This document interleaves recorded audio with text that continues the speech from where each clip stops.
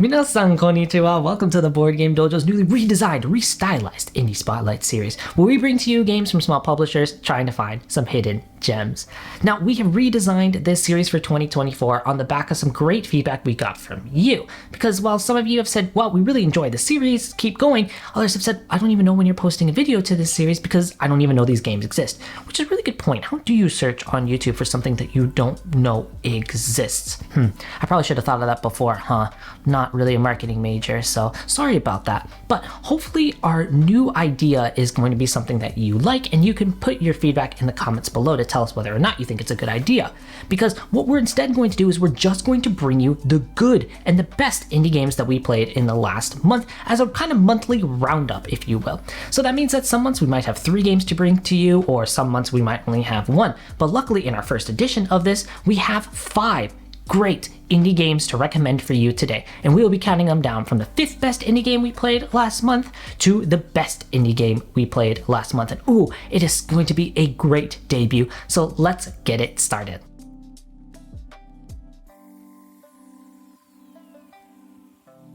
Our number 5 game for January is Save the Market with Dead Stock Toys, a game from Studio Turbine that was selected for us by our Patreon backers, who every month get to choose a game for us to translate and play. Now this one is also cool because it comes with an English rulebook, so that made our job a little bit easier. Now this game labels itself as a set collection game, but I think it's easier to think of this as more of a hand management game, in which the trick is everybody can actually see everybody's hands at all times. At the beginning of every round, there will be a market value set for each of the different figures and how much they are worth to the market. Then, at the same time, everybody will count down 3, 2, 1, and point to one of the cards in their hand to play to the pyramid. The person who points to the highest value card in terms of the market value gets to play to the pyramid first. But at different times of the round, this can be a good or a bad thing, because to start the round, you're going to be playing it to the bottom of the pyramid, which is worth 0 points. Once you start filling up the pyramid more, you are able to put the cards higher on the pyramid, which are worth more points. You also get bonus points if somebody has also played a figure from the same set as you further down on the pyramid. Once you fill up the pyramid, you'll tally up the number of points, and a couple of interesting things happen. Everybody gets to keep 2 cards to keep to the next round, but also the person who got the least amount of points gets to rearrange the market values of the figures to hopefully try to get them a better leg up for the next round. At the end of 3 rounds, whoever has the most points wins. Now, there are a couple of things that we took away from playing Save the Market that actually puts it in our top 5 for the month. The first thing being that the rules are really light and there is absolutely no bloat in the rulebook. Every rule feels like there is a reason for it, and it's really nice to be able to teach a game and not have to go back over and over again because there's a little rule here that you have to remember, or a little exception to the rule here. Everything here just makes sense.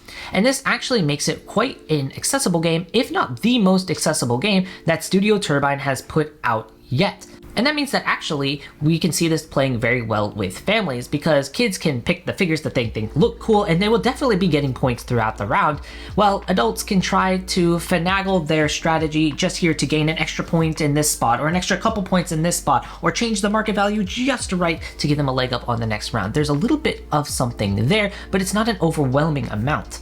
But it still keeps that very solid center that everybody can have a good time playing this. And that's actually the second point that we want to bring up. Save the Market was a game that didn't really actually get a lot of marketing when it came out. There wasn't a whole lot of fanfare, and in fact, unless you were keeping an eye out on it, you didn't even know that this game came out. But saying that, Save the Market actually cements Studio Turbine as a publisher that we are now going to continually keep an eye out on and basically try any game that they put out. They have done a variety of different mechanisms, and every single one of them they've put out has been an absolutely solid game that we have enjoyed. There have been a variety of indie publishers that have put out 1 or 2 very successful games, and the rest of them are kind of garbage, and I'm not going to use what name we think that applies to, or else I think the mob is going to come after us. But Studio Turbine is not that way. Even though sure they have multiple successful titles, even their smaller releases like Save the Market are continually solid and keep us wanting to come back and see what they put out next. Sure, there are games like Save the Market where after 10 plays I think I'm about ready to move on from it and I've seen what there is to see, but for a game that costs around $12, is easy to learn, easy to teach, and plays well with a variety of people, I am certainly glad that I got a chance to play this game. So thank you again to our Patreon backers for selecting this game for January. Our number 4 game is a game called Pass, which yes, I am going to cover this atrocious cover later on in this review, but first let me tell you what makes this game interesting, because hey, it is number 4 of 11 that we played. Pass is a very traditional climbing game in which you are going to use cards from your hand to try to beat and play higher than whatever cards are on the table. Pass uses poker hands as the climbing mechanism, and every player will get a player aid so that they can see what beats what. But what makes this game special is the pass tokens. If during the meld you cannot or do not want to play, you will receive a pass token, and these pass tokens can do 2 things. One thing that this pass token allows you to do is to change a card in your hand to the number on the other side. This can allow you to play doubles of the same number, or possibly put a lower number into a higher number so that you can get a better pair or 3 of a kind. The second thing you can do with the pass token is use it as an augment token, which adds a plus to something that you play. So let's say that on the table the highest pair is a pair of 4s, and unlucky for you, the highest thing you have in your hand is also a pair of 4s. Well, normally this means you wouldn't get to play it, but instead you can use the pass token to play your pair of 4s and then use it as an augment token so that it becomes a pair of 4s plus, which beats a just normal boring pair of 4s. Based on which rule set you're going to play, it's either how many rounds you win or how many points you win that allow you to win the game. Now, we played this at Essen and immediately brought it home because after playing it at 4, we saw so much potential in it. The fact that it bases so much of its rule set on traditional climbing games mean that if you've played a climbing game before, you will very quickly pick up on the rules of Pass. And those Pass tokens are a nice little addition. It's not a ton of extra rules that you have to learn. Just use one of your Pass tokens to make something in your hand better. And because it is so easy to understand, you are very quickly going to get to actually use the hook that gets you to actually buy the game. Something that we've talked about in previous games we wish we would have seen more of. Why can I not use the hook more? Well, in Pass, you are constantly going to be using those Pass tokens, which is very nice and refreshing. But saying that positivity, there are a couple things that are keeping this from being higher up on our recommendations. One of which is something they can control, and one of which is something that they can't. Let's start with the things that they can control, and that is the gobsmackingly awful production value of this game. I mean, let's just start with the cover. I think that other people have already talked about it, but I do just want to join in. How does this say Pass? I know that this game is called Pass, and I do not know how this cover says Pass. It is an awful cover, probably one of the worst I've seen in a while. But the second thing is just the production quality of the cards themselves. It is a weird combination of both paper and sticky substance that, because of the paper quality of it, when you shuffle, it actually bends the corners, even if you shuffle them very, very carefully. And then the sticky substance kind of causes a problem when you're trying to deal them out. And by kinda, I mean it really causes a problem. There hasn't been a time that we have dealt these cards out that we haven't had problems of somebody getting multiple cards when getting dealt because 2 cards have stuck together. Now, of course, this can be solved by sleeving the game. And I am a sleever myself, so I don't ever mind really doing that. But I want the reason that I'm sleeving a game to be because I want to sleeve them, not because it is unplayable without sleeving them. And that actually leads to the second thing, because if the mechanics are good, then it shouldn't really worry about the production quality, right? And in general, I might say, I can be a little bit forgiving, especially from a new design and publishing team.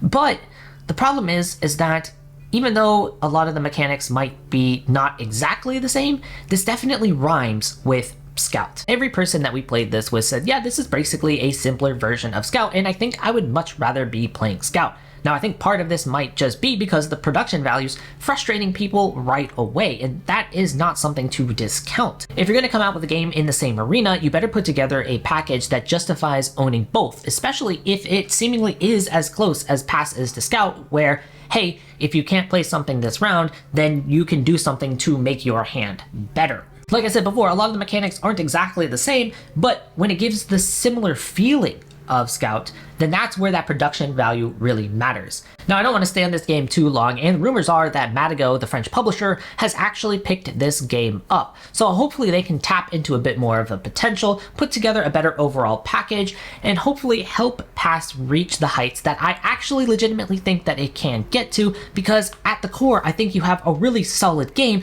just needs a little bit of fine tuning.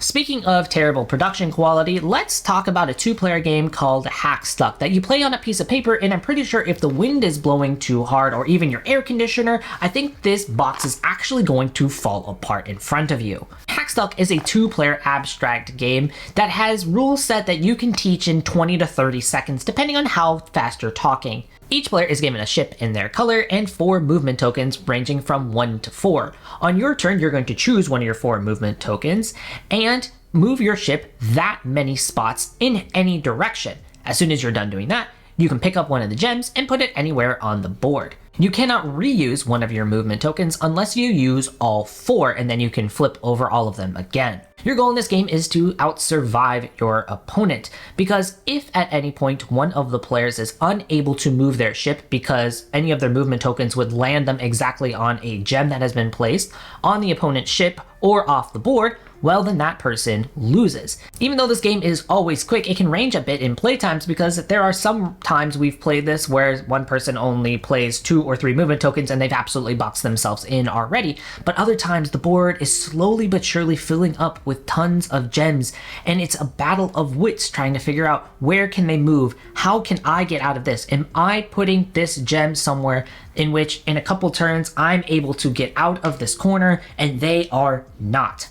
Now you might be thinking, hold on Eric, didn't you just ding Pass for its terrible production value, and yet you're putting this game that you said is played on a piece of paper higher than Pass? Well, yes, I am. One, because I intentionally bought this $3 version of Hackstuck when a much more premium version does exist, whereas there's only one version of Pass and that's all you have. So if you buy the cheap version of Hackstuck and you really like it, you can get a much more premium version of it if you want. But I'm actually totally happy with my copy of it. It is a surprising game, and I think that's partly why it might be so high. First impressions do matter, and my first impression of this is, why on earth is this even going to be worth $3? But as it was the case, because it's so quick to play, it's so quick to set up and take down, we just kept actually taking it off the shelf more times than any other game in January, to the point that actually we just never put it away on the shelf because it was just like, hey, you want to play a quick game of Hackstuck? And then one game turned into 2 rounds, or 2 rounds turned into 3 rounds, or whatever it might be. I think part of this is because while thinking enough to employ our brains and get us to think about something else other than the work or studying we got done that day, I think that it's also not exhausting in its own right. We're not playing the game and then getting exhausted like, oh, I need a break because I just used my brain too much. It's the perfect end of day game to kind of relax and unwind. And if you watched our top 5 games to play on the coffee table, you know that lately that is something that we've really been looking for, and Hackstuck surprisingly supplied it with us. Do I think you need the $50, $75 version of this?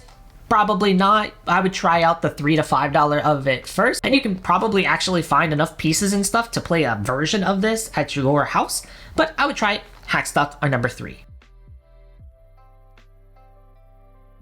Our number 2 game I actually feel quite bad about because I have a feeling that most months this game would probably be number 1. We just happened to play a game that was so good that it beats it. But that does not mean that this game is not an excellent recommendation. We might even do a full review of it in the future, and that is the Korean game Quack, Quack, Corrupt Ducks. Yes, you heard that right. Quack, Quack, Corrupt Ducks. I bet you never thought that that is actually the name of a climbing game, did ya? Quack Quack Corrupt Ducks is a game that only has 5 values of cards in them, denoting different roles that they might have in the village. You have the regular townsfolk, you have the guard that is kind of like the police officer character, you have the secretary, the governor, and the secret inspector. Although at first you might have to get used to that the lower values are the more powerful cards, you can think of it more as a traditional climbing game in which, hey, if somebody plays a single card, if I play a more powerful single card, then I beat them. And if somebody plays a pair, if I play a better pair, then I'm winning as well. But there are a a few little things that make this game a little bit more interesting. The first thing is that if somebody plays a pair of cards, they are finally allowed to play the governor, because the governor can put down these little small rebellions that might be happening in the duck universe. But if somebody plays a governor card, that's where things can get even more interesting, because at one point somebody can play a combination of the secret inspector and the guard, like an undercover agent and the police officer, and they can be played on top of the governor to take down the governor. Oh, that governor was corrupt and we caught them. But the other thing you can do is that if you have the regular workforce, there are 4 different types of jobs that these regular workforce have. And if you have 3 different kinds of them, you can start a revolution. And you can tell a little bit of a story here, because it can be like the farmer and the merchant and the craftsman are all gathering together to take down the oppressive governor of their duck world. And on top of that, somebody else can actually join them if they have one of the cards that's in the workforce too, as long as they shout, "The Revolution!" Which, I mean, who doesn't need more duck revolutions in their collection? I know I do. I had 0, and that was not enough. The thing that I hope that I'm getting across in all of these kind of little rules that make this special enough to take off the shelf is that this game just packs in so much personality that you're not really used to seeing in this kind of game. First of all, the game comes in a DVD case with a functioning DVD. How many games do you get in a DVD case? This is the only one that I have for sure. It has way too nice of coins that absolutely are not needed, and a little ducky that also is absolutely not needed. The way of telling who's first is a card in which there is a duck wearing sunglasses, so that's pretty cool. And then you add in the little mechanisms like Viva the Revolution to join in, and suddenly you get this game that doesn't help but just have this oozing charm. You can't help but just have fun playing it, even if the mechanics are not anything, well, pun intended, revolutionary. When you have so many games on the shelf that are climbing games that have no theme at all, or just offer you a tweak here or a tweak there, and lots of trick takers that do the same thing, good games mechanically but don't have any sort of personality to them other than a tweak here, or maybe at least the cover's cute there, to have a game that I can pull off the shelf and you just can't happen to get into the almost role-playing that happens when you are playing this game, then that is something special. This game is a game I constantly want to bring off the shelf and introduce to people, even if they have a ton of climbing games in their collection, because the personality and charm that this game just oozes with is absolutely infectious. And the fact that, hey, we are a couple people that started playing trick-taking games playing Daifugo, which also offers a kind of revolution thing, so people from our game groups automatically went, oh yeah, I kind of understand this, and quickly picked it up and enjoyed that, is just a little bit of a bonus. Like I said, I have a feeling that this year, in most months, Quack, Corrupt Ducks would have been our #1, but we played a game that was so good, and I have so much confidence that other people are going to enjoy that, well, I had no choice but to put it #1. Let's find out what that is. Our #1 indie game of January is ReCURRRing. Yes, that's right, we have 3 climbing games in our top 5, and this one was by far the one that I couldn't stop thinking about, like a recurring dream or something. ReCURRRing actually by itself doesn't have too much that makes it that different from other climbing games, but the little tweaks that it does have makes it really, really interesting. To start with, when cards are played to the table, if you are able to beat the cards that are on the table, you will first put those cards into your hand. So for example, if you are able to play a pair of 7s and that beats the pair of 6s on the table, then you will get to put the pair of 6s into your hand before playing the pair of 7s. If everybody passes because they either choose to or cannot beat you, then you put whatever is in the middle of the table in front of you to score. At the end of the round, each of those cards will count as 1 point, aside from the R, which I will explain in a second. They're going to keep going until one person empties their hand, and this signals that this will be the final meld. Once that meld is over, everybody will take a look at the cards in front of them and count how many cards they won and get 1 point for each except for the R. The R cards are the weakest cards in the game and are worth 0 points to everybody except for the person that was able to get rid of their hand the fastest. And this is very important because this actually gives people the opportunity to really take over the game. And I guess this is a good time to get into a sort of mini review because we're going to do a full video on this in the future. ReCURRRing is a game that really just sits in my mind, almost living in there rent free. And that's because there are so many of these rules that by itself don't really seem to make it that interesting, but really do change the way you think about how you're playing your cards. For example, the amount of times in which I could actually definitely beat the cards on the table but just chose to pass because I didn't want those cards in my hand is much more than I'm generally used to thinking about in these kinds of games. Power cards is another example of this rule where by themselves they are absolutely weak. But because of it, and because they're so easy to beat, throughout the game you're going to have somebody that has 4 R's in their hand, 5 R's in their hand, and suddenly you're getting to a part of the game in which everybody's able to do 3 of a kinds, 4 of a kinds, 5 of a kinds. An important rule that I didn't really mention earlier is that when you are climbing, you can either play the same number of cards or only one higher. If I play a pair of cards, for example, the next player cannot beat me with a 4 of a kind. So you're also needing to take a bet of, well, I have a 4 of a kind, and right now we're only on a pair, and it's my turn. Do I pass because I don't want to separate out my 4 of a kind to only play 3 of a kind? Or do I separate them out and hope that I can get rid of that one lone card later this round? There's so many of these little decisions that are so interesting that even people who play lots of climbers and trick takers couldn't help but be intrigued by all of the different possibilities that are happening. In fact, at our table, the first time that we played, 2 people that aren't that necessarily interested in trick takers but play them anyway actually asked me for a copy of this game to get the next time I can. And when I get a game in which I can teach in a minute, play with people who don't normally like this game, and their reaction is immediately, hey, can you get me a copy of that game? I really enjoyed it, then that is definitely something worth tracking down. So there you have it, our top 5 indie games from January. Number 5, Save the Market with Dead Stock Toys. Number 4 is Pass. Number 3 is Hack Stuck. I have the cheap version, but there's definitely a premium version of it. Number 2 is Quack Quack Corrupt Ducks. And number 1 is ReCURRRing. Like I said at the top of the video, tell us what you think of this new format for Indie Spotlight in the comments below. And if you liked the video, please like and subscribe. Once we get to 1,000 subscribers, we are going to be doing another giveaway of signed games, so please look forward to that. Thank you as always for watching. Arigatou gozaimashita. Until next time, ja ne!